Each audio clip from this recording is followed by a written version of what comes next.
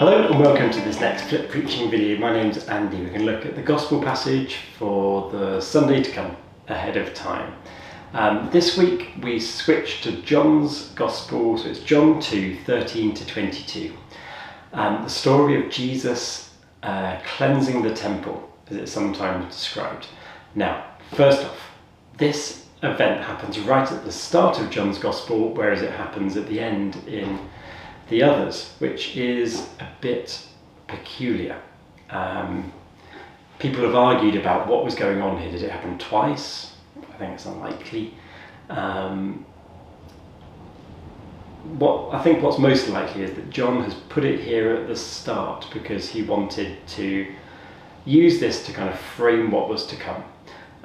In the other Gospels, this is the event that triggers Jesus' arrest and trial and crucifixion, whereas in John's Gospel it's the raising of Lazarus that does that. John had a different trigger for the different thing that triggered the crucifixion to happen. So this happens right at the start. So Jesus goes into the temple, perhaps fulfilling the words of Malachi 3, where it says, "See, I am sending my messenger to prepare the way before me, and the Lord whom you seek will suddenly come to the temple." And then it talks about how the Lord will refine and purify the worship of his people. So maybe this is Jesus making that true. There are some interesting differences in John's version compared to the others. John goes into the details of the animals. He said there were cattle, sheep and doves in the temple. We're not quite sure whether that would be true or whether they were kept outside the temple. But I wonder what you think the issue is about having the animals in the temple. It seems to be mentioned as a particular problem, maybe the waste they produced. Maybe Jesus was just saying that you don't get right with God through killing these innocent animals. Not sure. And then Jesus makes a whip of cords.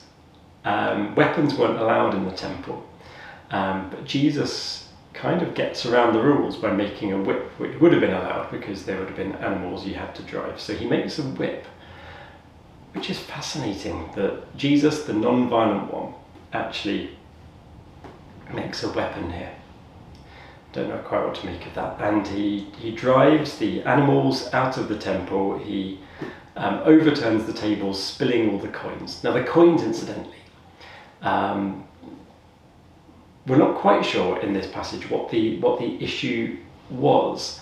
The coins of the Roman Empire had the head of the emperor on it, and it said Tiberius, son of God, and you weren't allowed to take those into the temple. So they had like an exchange system where you swapped your Roman coins for a different sort that didn't have that on, which you could then take and give as your temple offering. And the people who were doing this foreign exchange would make a little commission, not much, just a couple of percent, we think. And it kind of had to happen.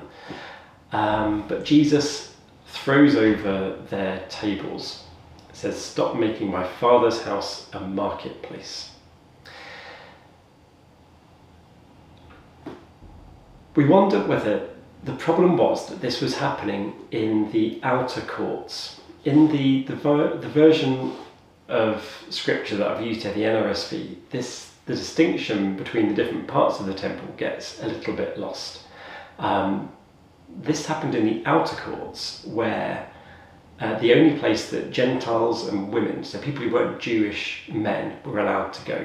And all of this seems to have been taken over with the activity of the animals and the money changers. Seemingly not a prayerful place. Whereas the inner sanctum was reserved for the Jewish men, and that seemed to be okay. That was kind of untouched. You didn't get the animals going in there. So maybe that was what the issue was.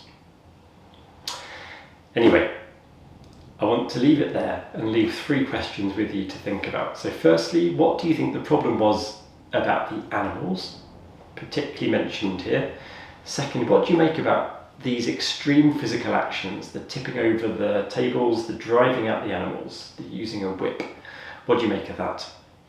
And 3, what do you think about the different sections of the temple, the outer courts and the inner sanctuary?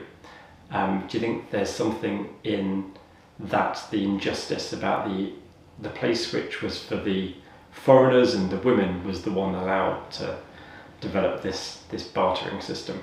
And finally, how is this good news for us today? How does this teach us how to live? Please don't turn up to church with a whip, but you can of course challenge injustice in our religious systems whenever you find it. Okay, that's enough for now. Thank you for watching. We'll see you next time. Bye bye.